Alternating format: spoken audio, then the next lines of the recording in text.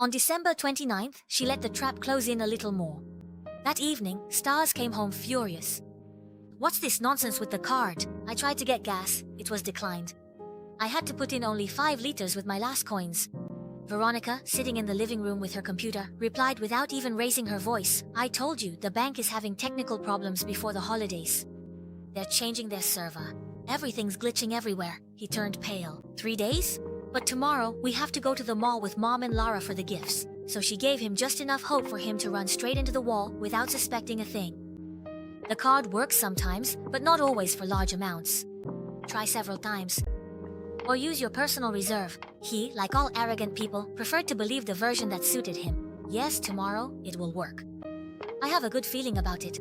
On December 30th, Veronica went to work on purpose. She didn't take any time off. She wanted to be far away, very far away. At 2 o'clock, her phone started to vibrate. Bank notification. Purchase attempt.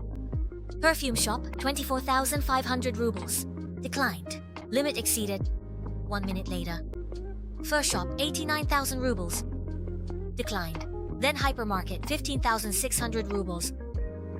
Declined. Veronica put down her cup of tea, looked at the screen, and for the first time in a long while, she smiled genuinely. Meanwhile, at the mall, the scene was turning into a nightmare. Lara had just been humiliated in a store after her luxurious pink fur coat and overpriced boots couldn't be paid for. Stas's mother was filling a shopping cart with smoked salmon, several jars of caviar, exotic fruits, and expensive champagne. She acted as if everything was normal, as if money fell from the sky, as if Veronica was a walking credit card. When they reached the checkout, Stas, dripping with sweat but maintaining his fake smile, handed over the card. The terminal beeped.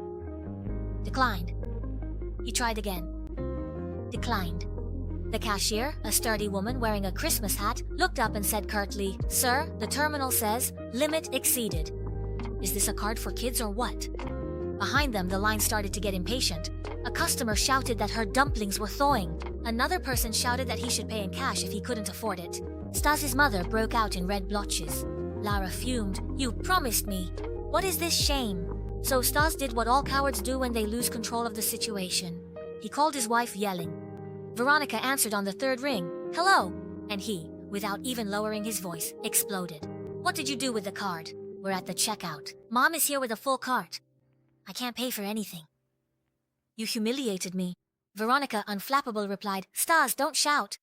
I'm in a meeting." "What meeting?" "Unlock the card immediately. I need to pay for the groceries and the gifts." And that's when she struck the blow. A simple, cold, perfect blow.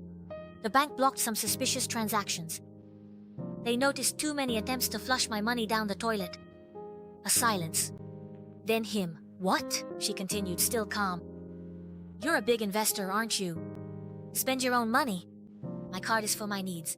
By the way, I bought myself a spa getaway for the holidays. There's nothing left for you. Happy New Year." And she hung up. In the store, Stas stood frozen, the phone pressed to his ear, under the cashier's contemptuous gaze. "So, sir, should we cancel?" He murmured, "Yes, cancel it." And then the veneer suddenly cracked. Lara snatched from his hands the only small packet of chocolate she had paid for herself and spat at him in front of everyone. "You're really pathetic. Investor, my foot." "Mom, come on, I'll call a taxi." He, humiliated, asked, "And what about me?" She replied without turning around, You walk home." But the worst was still waiting for him at home. That same evening, around 8 o'clock, Veronica was at home. Of course she had never gone to the spa. It was just to make him panic. The apartment was clean, calm, and quiet. She had poured herself a glass of wine and was waiting. When the door opened, Stas came in, followed by his mother and Lara. All 3 of them were hungry, furious, and empty-handed. The mother-in-law pointed an accusing finger at Veronica. "There she is, Madam is sitting, she's drinking. While she let her family die of shame all day long. Aren't you ashamed?" Veronica gently set her glass down on the table, stood up and said, "Good evening. One question, what are you doing here?" "I didn't invite anyone." The mother-in-law then blurted out this absurd statement, "This is my son's house." And Veronica burst out laughing. Not a nervous laugh, but a real, genuine, sharp laugh.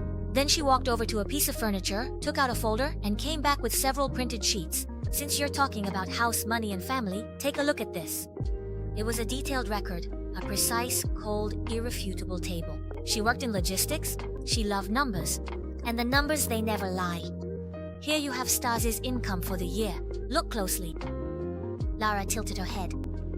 0. Veronica nodded. Exactly, 0. Now look at the next column. Expenses paid with my money for Mr. Stas. A total of 642,000 rubles. The mother turned pale. What? Veronica continued. Beer, gas, gifts he supposedly gave you out of his own pocket, outings, purchases for Lara, gifts for his mother, little schemes, fantasies of being a big shot. All of that with my money. Your son is not a businessman, he's a parasite. And today, I finished the disinfection. Stas was as red as a crayfish. He tried a pitiful approach.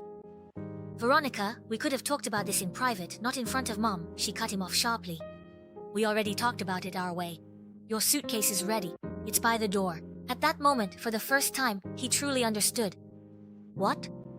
You're kicking me out before New Year's? She walked up to him and replied with absolute calm. Exactly. You wanted to play the man? Then be one. Rent an apartment, feed your mother, buy caviar for your sister, but never again with my money. The keys are on the table. He tried pity. I have nowhere to go.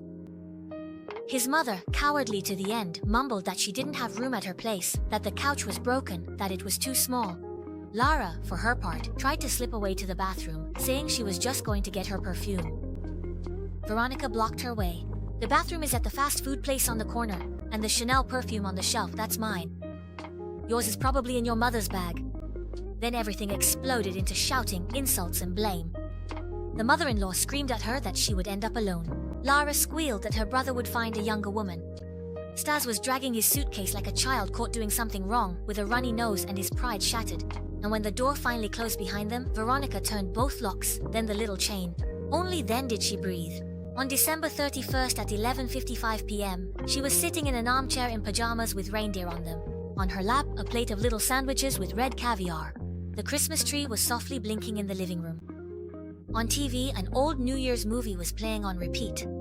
Like every year, her phone vibrated one last time. A message from Stas. Nika, forgive me, I'm an idiot. We're at Mom's, there's nothing to eat. Lara is screaming. Everyone is arguing. Can I come back? I'll do anything to make it up to you. Veronica read the message, then she smiled. A light, free, almost radiant smile.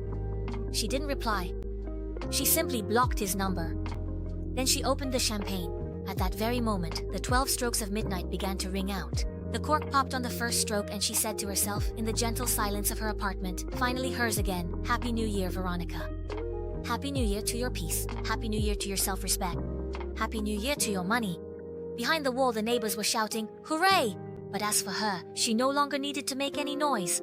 Because sometimes the most beautiful revenge is not to destroy someone by shouting, but to watch them lose all access to you while you toast alone, calm, free, and finally happy.